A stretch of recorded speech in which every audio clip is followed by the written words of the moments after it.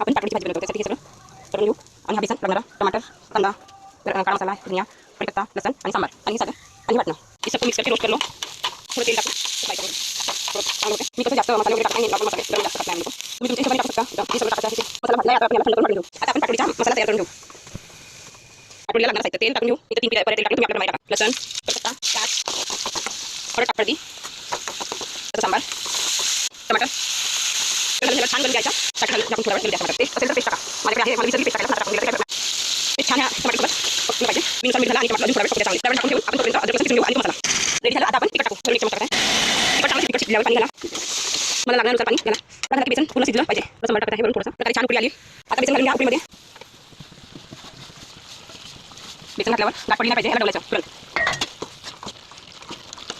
बेसन छान शिजलं पाहिजे.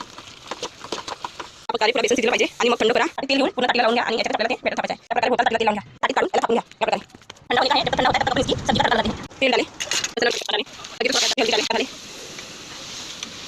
फिर ये पेस्ट डाले इसे अच्छे से तेल में फ्राई होने दें. थोड़ा पक गया तो थोड़ी धनिया के डंडल डाले. कोई धनिया के डंडल इसे पक जाएंगे वो. फिर थोड़ा काला और धनिया पाउडर डाले मसाला और धनिया पाउडर मला मराठी थोड़ा मिक्स करके कैमरा पकडले नाही मी थोड़ा कैमरा पकडून व्हिडिओ बनवते. काही चुबुळ झाली थोडा माफ करा. थोडा मसाला असते हा अद्रक लसूण वाटलेला होता आपल्याला सगळं त्याचं पाणी त्याच्यामध्ये घालून घ्यायचं.